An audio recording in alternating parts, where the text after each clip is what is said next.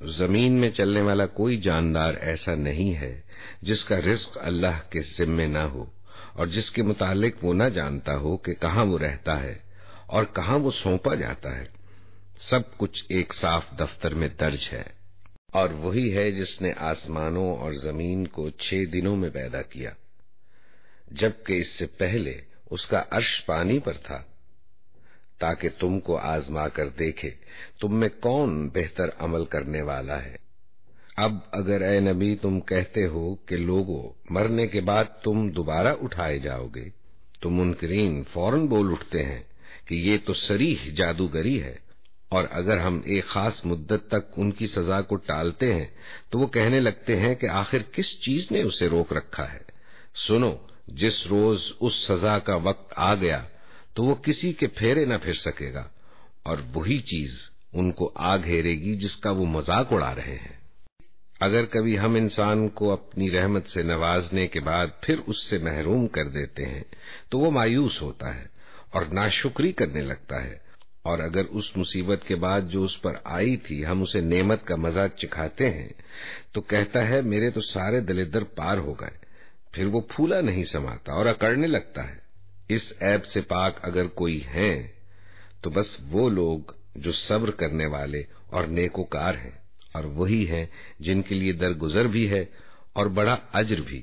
تو اے پیغمبر، کہیں ایسا نہ ہو کہ تم ان چیزوں میں سے کسی چیز کو چھوڑ دو جو تمہاری طرف وحی کی جا رہی ہیں، اور اس بات پر دل تنگ ہو کہ وہ کہیں گے اس شخص پر کوئی خزانہ کیوں نہ اتارا گیا، یا یہ کہ اس کے ساتھ کوئی فرشتہ کیوں نہ آیا۔ تم تو محض خبردار کرنے والے ہو، آگے ہر چیز کا حوالہ دار اللہ ہے۔ کیا یہ کہتے ہیں کہ پیغمبر نے یہ کتاب خود گھڑ لی ہے؟ کہو اچھا یہ بات ہے تو اس جیسی گھڑی ہوئی 10 صورتیں تم بنا لاؤ، اور اللہ کے سوا اور جو ہیں ان کو مدد کے لیے بلا سکتے ہو تو بلا لو اگر تم سچے ہو۔ اب اگر وہ تمہاری مدد کو نہیں پہنچتے تو جان لو کہ یہ اللہ کے علم سے نازل ہوئی ہے، اور یہ کہ اللہ کے سوا کوئی حقیقی معبود نہیں ہے۔ پھر کیا تم سر تسلیم خم کرتے ہو؟ جو لوگ بس اس دنیا کی زندگی اور اس کی خوشنمائیوں کے طالب ہوتے ہیں، ان کی کارگزاری کا سارا پھل ہم یہیں ان کو دے دیتے ہیں، اور اس میں ان کے ساتھ کوئی کمی نہیں کی جاتی، مگر آخرت میں ایسے لوگوں کے لیے آگ کے سوا کچھ نہیں۔ جو کچھ انہوں نے دنیا میں بنایا وہ سب ملیا میٹ ہو گیا، اور اب ان کا سارا کیا دھرا محض باطل ہے۔ پھر بھلا وہ شخص جو اپنے رب کی طرف سے ایک صاف شہادت رکھتا تھا، اس کے بعد ایک گواہ بھی پروردگار کی طرف سے آ گیا، اور پہلے موسیٰ کی کتاب رہنما اور رحمت کے طور پر آئی ہوئی بھی موجود تھی، ایسے لوگ تو اس پر ایمان ہی لائیں گے، اور انسانی گروہوں میں سے جو کوئی اس کا انکار کرے تو اس کے لیے جس جگہ کا وعدہ ہے وہ دوزخ ہے۔ پس اے پیغمبر، تم اس چیز کی طرف سے کسی شک میں نہ پڑنا، یہ حق ہے تمہارے رب کی طرف سے، مگر اکثر لوگ نہیں مانتے۔ اور اس شخص سے بڑھ کر ظالم اور کون ہوگا جو اللہ پر جھوٹ گھڑے؟ ایسے لوگ اپنے رب کے حضور پیش ہوں گے اور گواہ شہادت دیں گے کہ یہ ہیں وہ لوگ جنہوں نے اپنے رب پر جھوٹ گھڑا تھا۔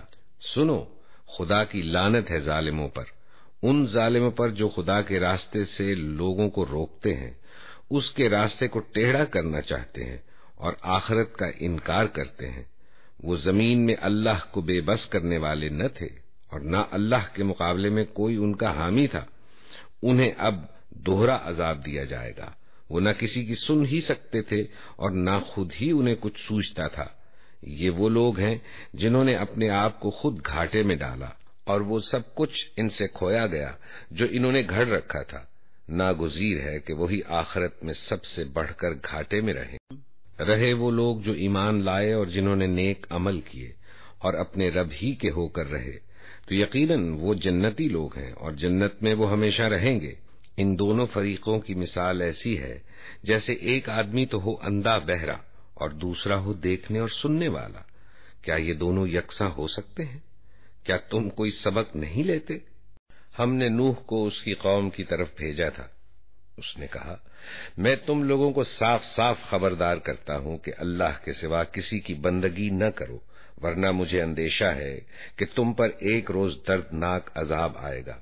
جواب میں اس کی قوم کے سردار جنہوں نے اس کی بات ماننے سے انکار کیا تھا بولے، ہماری نظر میں تو تم اس کے سوا کچھ نہیں ہو کہ بس ایک انسان ہو ہم جیسے، اور ہم دیکھ رہے ہیں کہ ہماری قوم میں سے بس ان لوگوں نے جو ہمارے ہاں اراذل تھے بے سوچے سمجھے تمہاری پیروی اختیار کر لی ہے، اور ہم کوئی چیز بھی ایسی نہیں پاتے جس میں تم لوگ ہم سے کچھ بڑے ہوئے ہو، بلکہ ہم تو تمہیں جھوٹا سمجھتے ہیں۔ اس نے کہا، اے برادران قوم، ذرا سوچو تو صحیح کہ اگر میں اپنے رب کی طرف سے ایک کھلی شہادت پر قائم تھا اور پھر اس نے مجھ کو اپنی خاص رحمت سے بھی نواز دیا مگر وہ تم کو نظر نہ آئی، تو آخر ہمارے پاس کیا ذریعہ ہے کہ تم ماننا نہ چاہو اور ہم زبردستی اس کو تمہارے سر چپیک دیں؟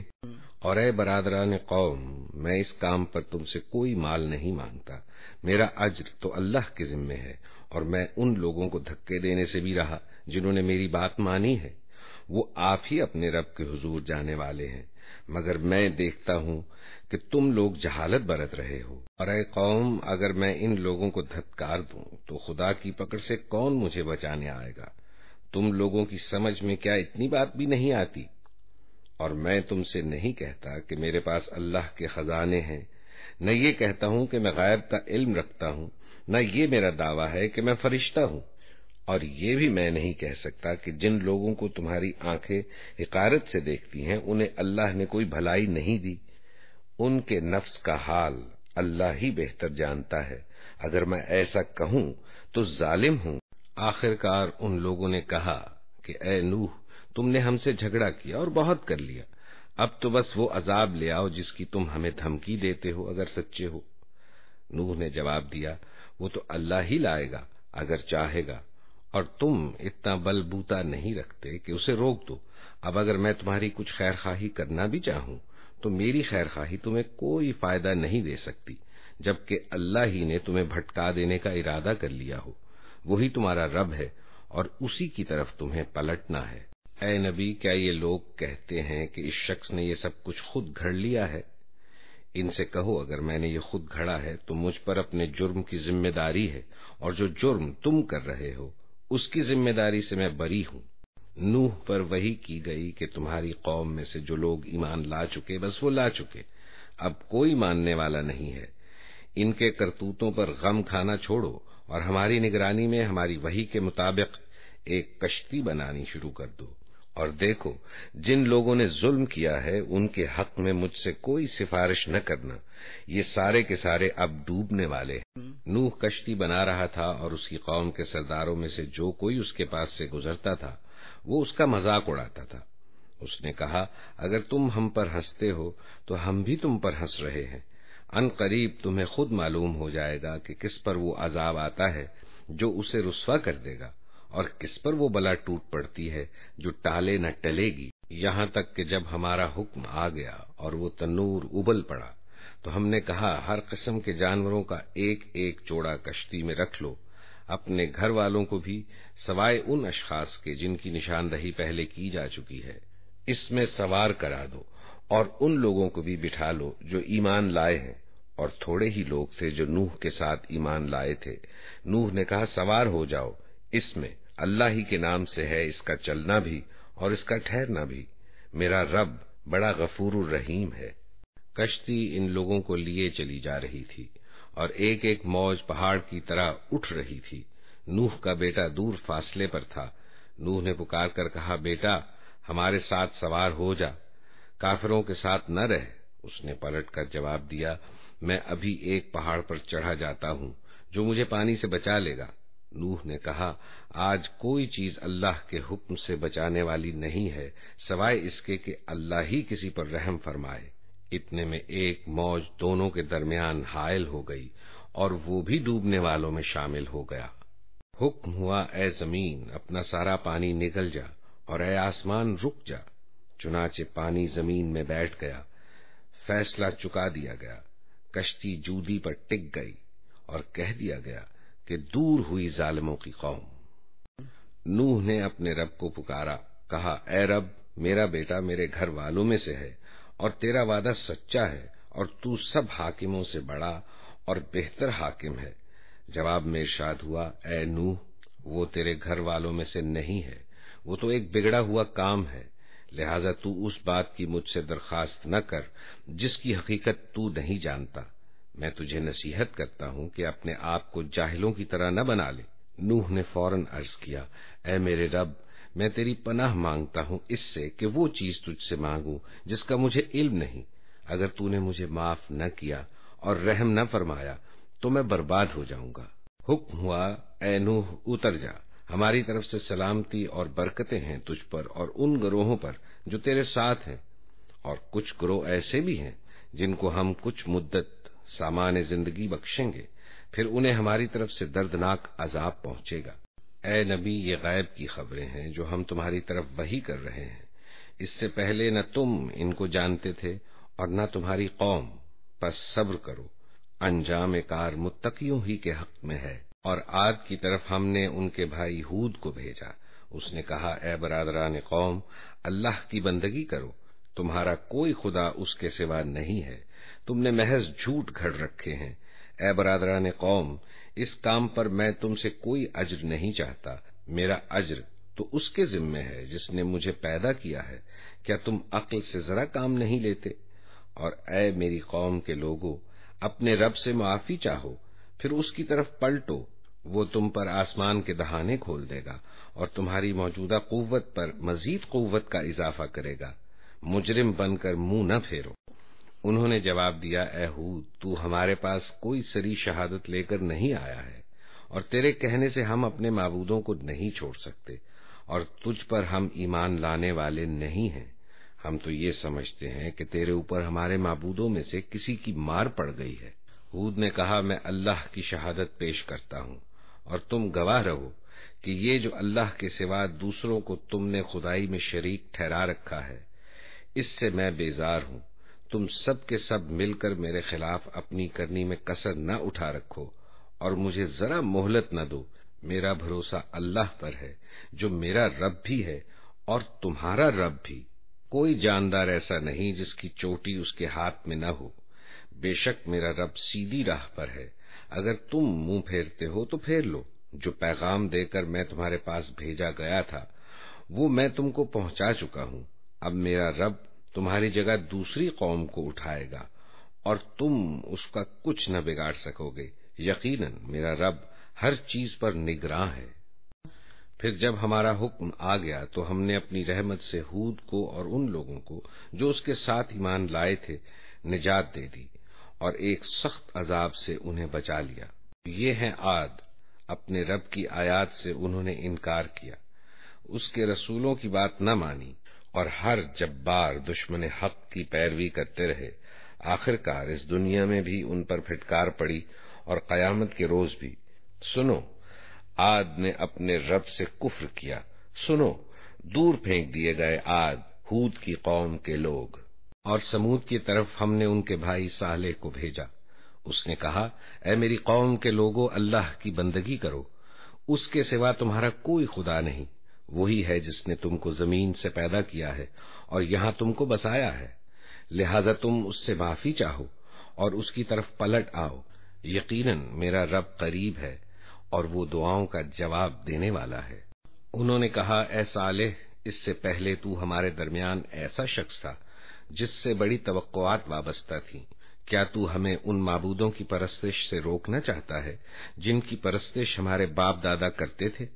تو جس طریقے کی طرف ہمیں بلا رہا ہے اس کے بارے میں ہم کو سخت شبہ ہے، جس نے ہمیں خلجان میں ڈال رکھا ہے۔ صالح نے کہا، اے برادران قوم، تم نے کچھ اس بات پر بھی غور کیا کہ اگر میں اپنے رب کی طرف سے ایک صاف شہادت رکھتا تھا اور پھر اس نے اپنی رحمت سے بھی مجھ کو نواز دیا تو اس کے بعد اللہ کی پکڑ سے مجھے کون بچائے گا؟ اگر میں اس کی نافرمانی کروں تم میرے کس کام آ سکتے ہو سوائے اس کے کہ مجھے اور زیادہ خسارے میں ڈال دو۔ اور اے میری قوم کے لوگوں، دیکھو، یہ اللہ کی اونٹنی تمہارے لیے ایک نشانی ہے، اسے خدا کی زمین میں چرنے کے لیے آزاد چھوڑ دو، اس سے ذرا تعرض نہ کرنا، ورنہ کچھ زیادہ دیر نہ گزرے گی کہ تم پر خدا کا عذاب آ جائے گا۔ مگر انہوں نے اونٹنی کو مار ڈالا۔ اس پر صالح نے ان کو خبردار کر دیا کہ بس اب 3 دن اپنے گھروں میں اور رہ بس لو، یہ ایسی میعاد ہے جو جھوٹی نہ ثابت ہوگی۔ آخرکار جب ہمارے فیصلے کا وقت آ گیا تو ہم نے اپنی رحمت سے صالح کو اور ان لوگوں کو جو اس کے ساتھ ایمان لائے تھے بچا لیا، اور اس دن کی رسوائی سے ان کو محفوظ رکھا۔ بے شک تیرا رب ہی دراصل طاقتور اور بالادست ہے۔ رہے وہ لوگ جنہوں نے ظلم کیا تھا تو ایک سخت دھماکے نے ان کو دھر لیا، اور وہ اپنی بستیوں میں اس طرح بے حس و حرکت پڑے رہ گئے کہ گویا وہ وہاں کبھی بسے ہی نہ تھے۔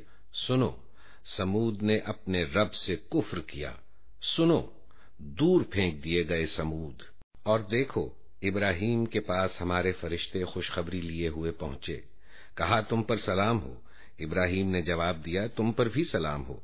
پھر کچھ دیر نہ گزری کہ ابراہیم ایک بھنا ہوا بچڑا لے آیا، مگر جب دیکھا کہ ان کے ہاتھ کھانے پر نہیں بڑھتے تو وہ ان سے مشتبہ ہو گیا اور دل میں ان سے خوف محسوس کرنے لگا۔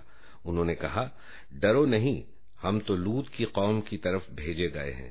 ابراہیم کی بیوی بھی کھڑی ہوئی تھی، وہ یہ سن کر ہنس دی۔ پھر ہم نے اس کو اسحاق کی اور اسحاق کے بعد یعقوب کی خوشخبری دی۔ وہ بولی ہائے میری کمبختی، کیا اب میرے ہاں اولاد ہوگی جبکہ میں بڑھیا پھونس ہو گئی اور میرے میاں بھی بوڑھے ہو چکے؟ یہ تو بڑی عجیب بات ہے۔ فرشتوں نے کہا اللہ کے حکم پر تعجب کرتی ہو؟ ابراہیم کے گھر والوں، تم لوگوں پر تو اللہ کی رحمت اور اس کی برکتیں ہیں، اور یقیناً اللہ نہایت قابل تعریف اور بڑی شان والا ہے۔ پھر جب ابراہیم کی گھبراہٹ دور ہو گئی اور اس کا دل خوش ہو گیا تو اس نے قوم لوط کے معاملے میں ہم سے جھگڑا شروع کیا۔ حقیقت میں ابراہیم بڑا حلیم اور نرم دل آدمی تھا اور ہر حال میں ہماری طرف رجوع کرتا تھا۔ اے ابراہیم، اس سے باز آ جاؤ، تمہارے رب کا حکم ہو چکا ہے، اور اب ان لوگوں پر وہ عذاب آ کر رہے گا جو کسی کے پھیرے نہیں پھر سکتا۔ اور جب ہمارے فرشتے لوط کے پاس پہنچے تو ان کی آمد سے وہ بہت گھبرایا اور دل تنگ ہوا اور کہنے لگا کہ آج بڑی مصیبت کا دن ہے۔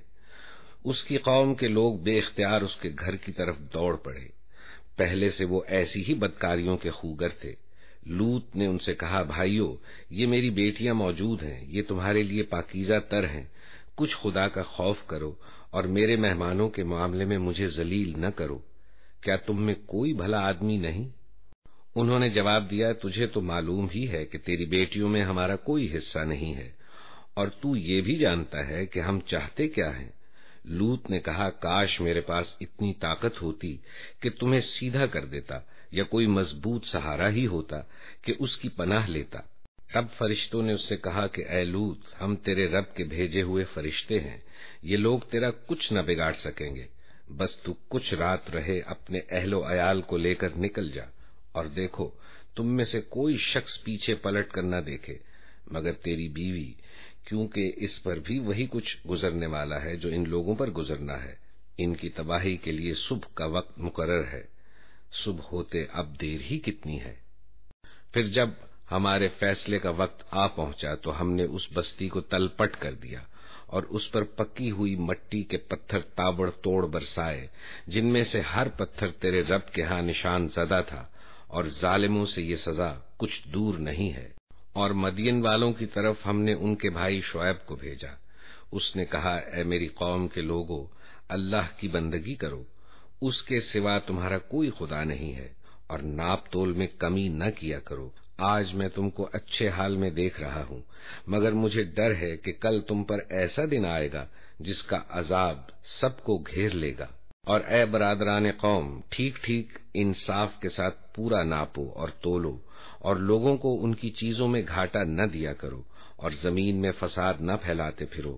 اللہ کی دی ہوئی بچت تمہارے لیے بہتر ہے اگر تم مومن ہو، اور بہرحال میں تمہارے اوپر کوئی نگران کار نہیں ہوں۔ انہوں نے جواب دیا اے شعیب، کیا تیری نماز تجھے یہ سکھاتی ہے کہ ہم ان سارے معبودوں کو چھوڑ دیں جن کی پرستش ہمارے باپ دادا کرتے تھے، یا یہ کہ ہم کو اپنے مال میں اپنے منشا کے مطابق تصرف کرنے کا اختیار نہ ہو؟ بس تو ہی تو ایک عالی ظرف اور راست باز آدمی رہ گیا ہے۔ شعیب نے کہا بھائیو، تم خود ہی سوچو کہ اگر میں اپنے رب کی طرف سے ایک کھلی شہادت پر تھا اور پھر اس نے مجھے اپنے ہاں سے اچھا رزق بھی عطا کیا اور میں ہرگز یہ نہیں چاہتا کہ جن باتوں سے میں تم کو روکتا ہوں ان کا خود ارتکاب کروں۔ میں تو اصلاح کرنا چاہتا ہوں جہاں تک بھی میرا بس چلے، اور یہ جو کچھ میں کرنا چاہتا ہوں اس کا سارا انحصار اللہ کی توفیق پر ہے۔ اسی پر میں نے بھروسہ کیا اور ہر معاملے میں اسی کی طرف میں رجوع کرتا ہوں۔ اور اے برادران قوم، میرے خلاف تمہاری ہٹ دھرمی کہیں یہ نوبت نہ پہنچا دے کہ آخر کار تم پر بھی وہی عذاب آ کر رہے جو نوح یا ہود یا صالح کی قوم پر آیا تھا، اور لوط کی قوم تو تم سے کچھ زیادہ دور بھی نہیں ہے۔ دیکھو، اپنے رب سے معافی مانگو اور اس کی طرف پلٹ آؤ، بے شک میرا رب رحیم ہے اور اپنی مخلوق سے محبت رکھتا ہے۔ انہوں نے جواب دیا، اے شعیب، تیری بہت سی باتیں تو ہماری سمجھ ہی میں نہیں آتی، اور ہم دیکھتے ہیں کہ تو ہمارے درمیان ایک بے زور آدمی ہے۔ تیری برادری نہ ہوتی تو ہم کبھی کا تجھے سنسار کر چکے ہوتے۔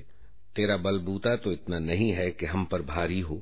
شعیب نے کہا، بھائیو، کیا میری برادری تم پر اللہ سے زیادہ بھاری ہے کہ تم نے اللہ کو بالکل پس پشت ڈال دیا؟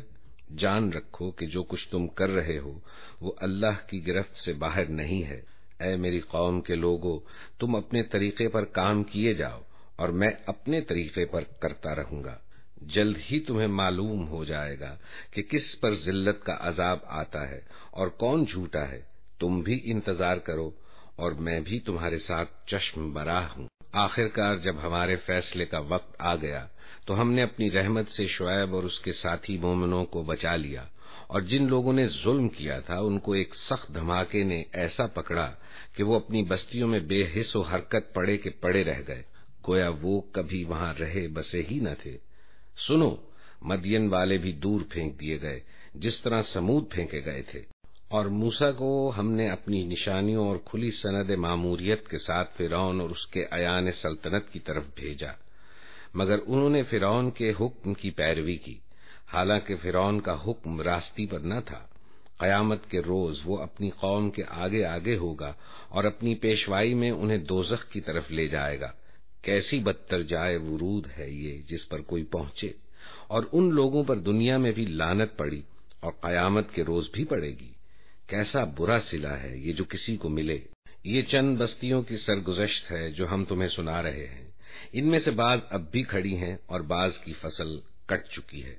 ہم نے ان پر ظلم نہیں کیا، انہوں نے آپ ہی اپنے اوپر ستم ڈھایا، اور جب اللہ کا حکم آ گیا تو ان کے وہ معبود جنہیں وہ اللہ کو چھوڑ کر پکارا کرتے تھے ان کے کچھ کام نہ آ سکے، اور انہوں نے ہلاکت و بربادی کے سوا انہیں کچھ فائدہ نہ دیا۔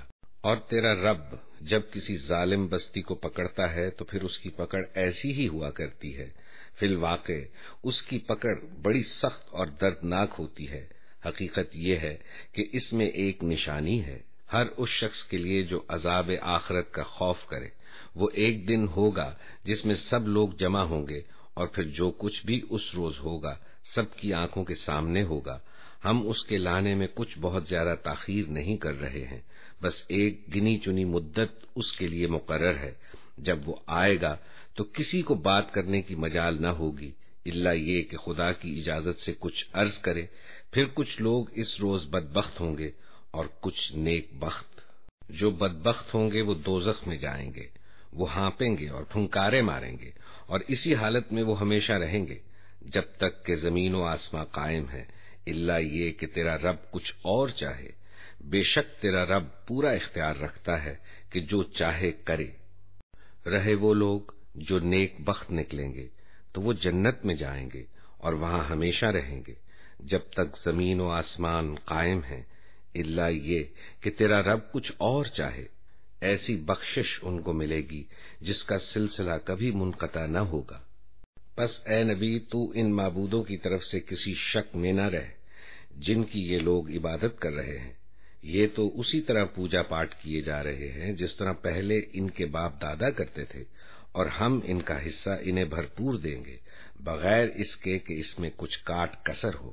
ہم اس سے پہلے موسیٰ کو بھی کتاب دے چکے ہیں اور اس کے بارے میں بھی اختلاف کیا گیا تھا۔ اگر تیرے رب کی طرف سے ایک بات پہلے ہی طے نہ کر دی گئی ہوتی تو ان اختلاف کرنے والوں کے درمیان کبھی کا فیصلہ چکا دیا گیا ہوتا۔ یہ واقعہ ہے کہ یہ لوگ اس کی طرف سے شک اور خلجان میں پڑے ہوئے ہیں۔ اور یہ بھی واقعہ ہے کہ تیرا رب انہیں ان کے اعمال کا پورا پورا بدلہ دے کر رہے گا، یقیناً وہ ان کی سب حرکتوں سے باخبر ہے۔ پس اے نبی، تم اور تمہارے وہ ساتھی جو پلٹ آئے ہیں ٹھیک ٹھیک راہ راست پر ثابت قدم رہو، جیسا کہ تمہیں حکم دیا گیا ہے، اور بندگی کی حد سے تجاوز نہ کرو۔ جو کچھ تم کر رہے ہو اس پر تمہارا رب نگاہ رکھتا ہے۔ ان ظالموں کی طرف ذرا نہ جھکنا، ورنہ جہنم کی لپیٹ میں آ جاؤ گے، اور تمہیں کوئی ایسا ولی و سرپرست نہ ملے گا جو خدا سے تمہیں بچا سکے، اور کہیں سے تم کو مدد نہ پہنچے گی۔ اور دیکھو، نماز قائم کرو دن کے دونوں سروں پر اور کچھ رات گزرنے پر، در حقیقت نیکیاں برائیوں کو دور کر دیتی ہیں۔ یہ ایک یاد دہانی ہے ان لوگوں کے لیے جو خدا کو یاد رکھنے والے ہیں، اور صبر کر اللہ نیکی کرنے والوں کا اجر کبھی ضائع نہیں کرتا۔ پھر کیوں نہ ان قوموں میں جو تم سے پہلے گزر چکی ہیں ایسے اہل خیر موجود رہے جو لوگوں کو زمین میں فساد برپا کرنے سے روکتے۔ ایسے لوگ نکلے بھی تو بہت کم، جن کو ہم نے ان قوموں میں سے بچا لیا، ورنہ ظالم لوگ تو انہی مزوں کے پیچھے پڑے رہے جن کے سامان انہیں فراوانی کے ساتھ دیے گئے تھے، اور وہ مجرم بن کر رہے۔ تیرا رب ایسا نہیں ہے کہ بستیوں کو ناحق تباہ کر دے، حالانکہ ان کے باشندے اصلاح کرنے والے ہوں۔ بے شک تیرا رب اگر چاہتا تو تمام انسانوں کو ایک گروہ بنا سکتا تھا، مگر اب تو وہ مختلف طریقوں ہی پر چلتے رہیں گے، اور بے راہ رویوں سے صرف وہ لوگ بچیں گے جن پر تیرے رب کی رحمت ہے۔ اسی کے لیے تو اس نے انہیں پیدا کیا تھا، اور تیرے رب کی وہ بات پوری ہو گئی جو اس نے کہی تھی کہ میں جہنم کو جنوں اور انسانوں سب سے بھر دوں گا۔ اور اے نبی، یہ پیغمبروں کے قصے جو ہم تمہیں سناتے ہیں یہ وہ چیزیں ہیں جن کے ذریعے سے ہم تمہارے دل کو مضبوط کرتے ہیں۔ ان کے اندر تم کو حقیقت کا علم ملا، اور ایمان لانے والوں کو نصیحت اور بیداری نصیب ہوئی۔ رہے وہ لوگ جو ایمان نہیں لاتے تو ان سے کہہ دو کہ تم اپنے طریقے پر کام کرتے رہو، اور ہم اپنے طریقے پر کیے جاتے ہیں۔ انجام کار کا تم بھی انتظار کرو اور ہم بھی منتظر۔ آسمانوں اور زمین میں جو کچھ چھپا ہوا ہے سب اللہ کے قبضہ قدرت میں ہے، اور سارا معاملہ اسی کی طرف رجوع کیا جاتا ہے۔ پس اے نبی، تو اس کی بندگی کر اور اسی پر بھروسہ رکھ۔ جو کچھ تم لوگ کر رہے ہو تیرا رب اس سے بے خبر نہیں ہے۔ اللہ کے نام سے جو بے انتہا مہربان اور رحم فرمانے والا ہے۔ الف لام را، یہ اس کتاب کی آیات ہیں جو اپنا مدعا صاف صاف بیان کرتی ہے۔ ہم نے اسے نازل کیا ہے قرآن بنا کر عربی زبان میں تاکہ تم اس کو اچھی طرح سمجھ سکو۔ اے نبی، ہم اس قرآن کو تمہاری طرف وحی کر کے بہترین پیرائے میں واقعات اور حقائق تم سے بیان کرتے ہیں، ورنہ اس سے پہلے تو تم بالکل ہی بے خبر۔ یہ اس وقت کا ذکر ہے جب یوسف نے اپنے باپ سے کہا، ابا جان، میں نے خواب دیکھا ہے کہ 11 ستارے ہیں اور سورج اور چاند ہیں، اور وہ مجھے سجدہ کر رہے ہیں۔ جواب میں اس کے باپ نے کہا، بیٹا، اپنا یہ خواب اپنے بھائیوں کو نہ سنانا، ورنہ وہ تیرے در پہ آزار ہو جائیں گے۔ حقیقت یہ ہے کہ شیطان آدمی کا کھلا دشمن ہے، اور ایسا ہی ہوگا۔ تیرا رب تجھے منتخب کرے گا اور تجھے باتوں کی تہ تک پہنچنا سکھائے گا، اور تیرے اوپر اور آل یعقوب پر اپنی نعمت اسی طرح پوری کرے گا جس طرح اس سے پہلے وہ تیرے بزرگوں ابراہیم اور اسحاق پر کر چکا ہے۔ یقیناً تیرا رب علیم اور حکیم ہے۔ حقیقت یہ ہے کہ یوسف اور اس کے بھائیوں کے قصے میں ان پوچھنے والوں کے لیے بڑی نشانیاں ہیں۔ یہ قصہ یوں شروع ہوتا ہے کہ اس کے بھائیوں نے آپس میں کہا، یہ یوسف اور اس کا بھائی دونوں ہمارے والد کو ہم سب سے زیادہ محبوب ہیں، حالانکہ ہم ایک پورا جتھا ہیں۔ سچی بات یہ ہے کہ ہمارے ابا جان بالکل ہی بہک گئے ہیں۔ چلو یوسف کو قتل کر دو یا اسے کہیں پھینک دو تاکہ تمہارے والد کی توجہ صرف تمہاری ہی طرف ہو جائے۔ یہ کام کر لینے کے بعد پھر نیک بن رہنا۔ اس پر ان میں سے ایک بولا، یوسف کو قتل نہ کرو، اگر کچھ کرنا ہی ہے تو اسے کسی اندھے کنویں میں ڈال دو، کوئی آتا جاتا قافلہ اسے نکال لے جائے گا۔ اس قرارداد پر انہوں نے جا کر اپنے باپ سے کہا، ابا جان، کیا بات ہے کہ آپ یوسف کے معاملے میں ہم پر بھروسہ نہیں کرتے، حالانکہ ہم اس کے سچے خیر خواہ ہیں۔ کل اسے ہمارے ساتھ بھیج دیجئے، کچھ چر چگ لے گا اور کھیل کود سے بھی دل بہلائے گا۔ ہم اس کی حفاظت کو موجود ہیں۔ باپ نے کہا تمہارا اسے لے جانا مجھے شاق گزرتا ہے اور مجھے اندیشہ ہے کہ کہیں اسے بھیڑیا نہ پھاڑ کھائے جبکہ تم اس سے غافل ہو۔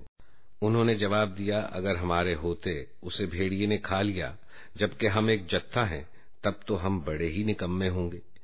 اس طرح اصرار کر کے جب وہ اسے لے گئے اور انہوں نے طے کر لیا کہ اسے ایک اندھے کنویں میں چھوڑ دیں تو ہم نے یوسف کو وحی کی کہ ایک وقت آئے گا جب تو ان لوگوں کو ان کی یہ حرکت جتائے گا، یہ اپنے فعل کے نتائج سے بے خبر ہیں۔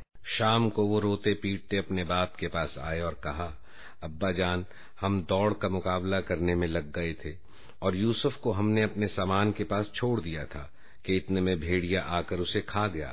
آپ ہماری بات کا یقین نہ کریں گے چاہے ہم سچے ہی ہوں، اور وہ یوسف کے قمیص پر جھوٹ موٹ کا خون لگا کر لے آئے تھے۔ یہ سن کر ان کے باپ نے کہا بلکہ تمہارے نفس نے تمہارے لیے ایک بڑے کام کو آسان بنا دیا۔ اچھا، صبر کروں گا اور بخوبی صبر کروں گا۔ جو بات تم بنا رہے ہو اس پر اللہ ہی سے مدد مانگی جا سکتی ہے۔ ادھر ایک قافلہ آیا اور اس نے اپنے سقے کو پانی لانے کے لیے بھیجا۔ سقے نے جو کنویں میں ڈول ڈالا تو پکار اٹھا مبارک ہو، یہاں تو ایک لڑکا ہے۔ ان لوگوں نے اس کو مال تجارت سمجھ کر چھپا لیا، حالانکہ جو کچھ وہ کر رہے تھے خدا اس سے باخبر تھا۔ آخرکار انہوں نے تھوڑی سی قیمت پر چند درہموں کے عوض اسے بیچ ڈالا، اور وہ اس کی قیمت کے معاملے میں کچھ زیادہ کے امیدوار نہ تھے۔ مصر کے جس شخص نے اسے خریدا اس نے اپنی بیوی سے کہا اس کو اچھی طرح رکھنا، بعید نہیں کہ یہ ہمارے لیے مفید ثابت ہو یا ہم اسے بیٹا بنا لیں۔ اس طرح ہم نے یوسف کے لیے اس سرزمین میں قدم جمانے کی صورت نکالی اور اسے معاملہ فہمی کی تعلیم دینے کا انتظام کیا۔ اللہ اپنا کام کر کے رہتا ہے مگر اکثر لوگ جانتے نہیں ہیں، اور جب وہ اپنی پوری جوانی کو پہنچا تو ہم نے اسے قوت فیصلہ اور علم عطا کیا۔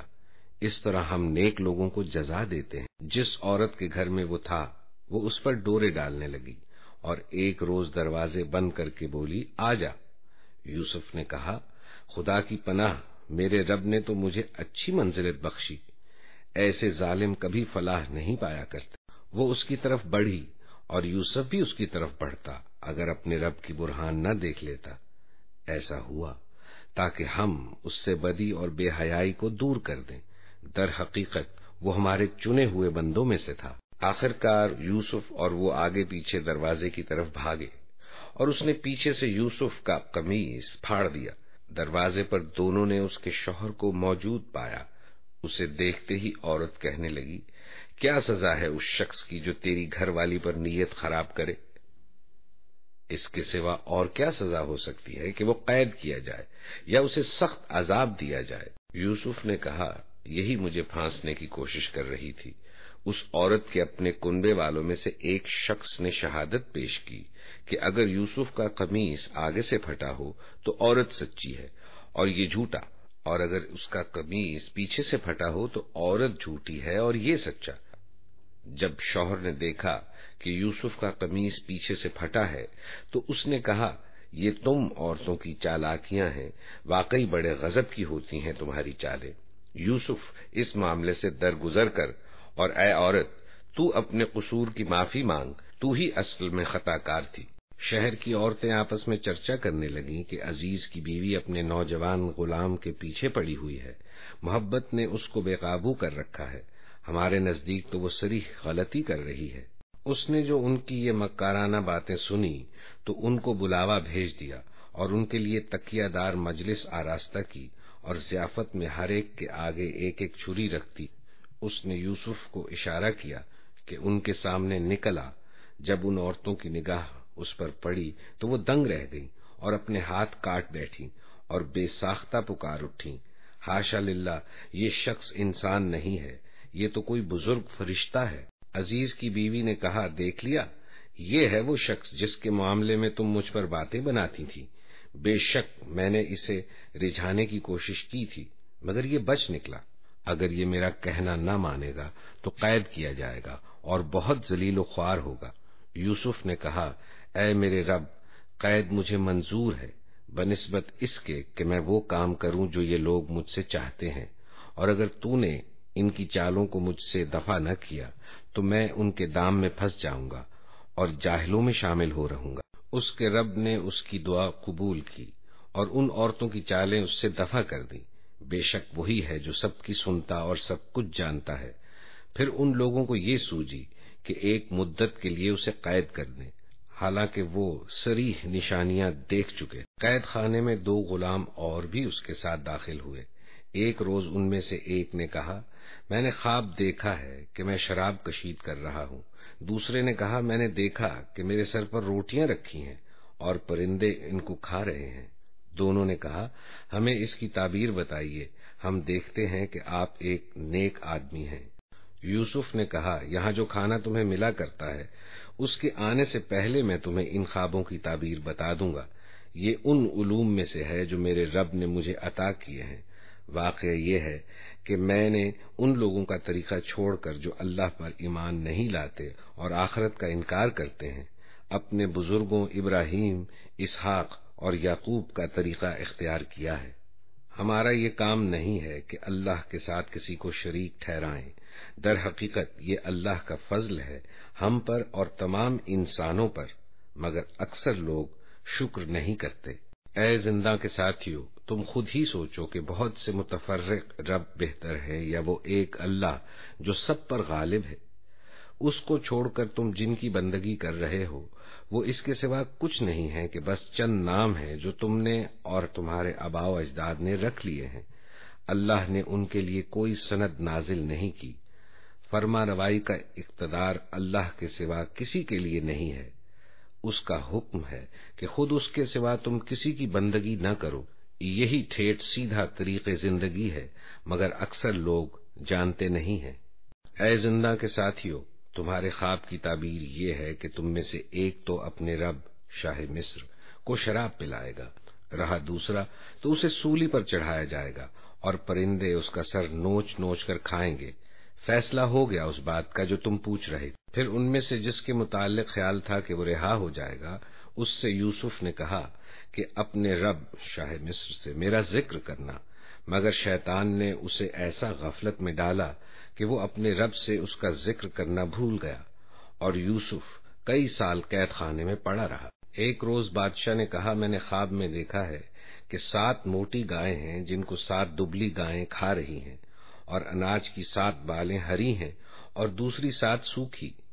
اے اہل دربار، مجھے اس خواب کی تعبیر بتاؤ اگر تم خوابوں کا مطلب سمجھتے ہو۔ لوگوں نے کہا، یہ تو پریشان خوابوں کی باتیں ہیں اور ہم اس طرح کے خوابوں کا مطلب نہیں جانتے۔ ان 2 قیدیوں میں سے جو شخص بچ گیا تھا اور اسے ایک مدت دراز کے بعد اب بات یاد آئی، اس نے کہا، میں آپ حضرات کو اس کی تعویل بتاتا ہوں، مجھے ذرا قید خانے میں یوسف کے پاس بھیج دیجیے۔ اس نے جا کر کہا، یوسف، اے سراپا راستی، مجھے اس خواب کا مطلب بتا کہ 7 موٹی گائیں ہیں جن کو 7 دبلی گائیں کھا رہی ہیں، اور 7 بالیں ہری ہیں اور 7 سوکھی۔ شاید کہ میں ان لوگوں کے پاس واپس جاؤں اور شاید کہ وہ جان لیں۔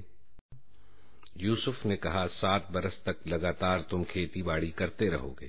اس دوران میں جو فصلیں تم کاٹو ان میں سے بس تھوڑا سا حصہ جو تمہاری خوراک کے کام آئے نکالو اور باقی کو اس کی بالوں ہی میں رہنے دو۔ پھر 7 برس بہت سخت آئیں گے، اس زمانے میں وہ سب غلہ کھا لیا جائے گا جو تم اس وقت کے لیے جمع کرو گے۔ اگر کچھ بچے گا تو بس وہی جو تم نے محفوظ کر رکھا ہو۔ اس کے بعد پھر 1 سال ایسا آئے گا جس میں باران رحمت سے لوگوں کی فریاد رسی کی جائے گی اور وہ رس نچوڑیں گے۔ بادشاہ نے کہا، اسے میرے پاس لاؤ، مگر جب شاہی فرستادہ یوسف کے پاس پہنچا تو اس نے کہا، اپنے رب کے پاس واپس جا اور اس سے پوچھ کہ ان عورتوں کا کیا معاملہ ہے جنہوں نے اپنے ہاتھ کاٹ لیے تھے۔ میرا رب تو ان کی مکاری سے واقف ہی ہے۔ اس پر بادشاہ نے ان عورتوں سے دریافت کیا، تمہارا کیا تجربہ ہے اس وقت کا جب تم نے یوسف کو رجھانے کی کوشش کی تھی؟ سب نے یک زبان ہو کر کہا، حاشا للہ، ہم نے تو اس میں بدی کا شائبہ تک نہ پایا۔ عزیز کی بیوی بول اٹھی، اب حق کھل چکا ہے، وہ میں ہی تھی جس نے اس کو پھسلانے کی کوشش کی تھی، بے شک وہ بالکل سچا ہے۔ یوسف نے کہا، اس سے میری غرض یہ تھی کہ یہ جان لے کہ میں نے در پردہ اس کی خیانت نہیں کی تھی، اور یہ کہ جو خیانت کرتے ہیں ان کی چالوں کو اللہ کامیابی کی راہ پر نہیں لگاتا۔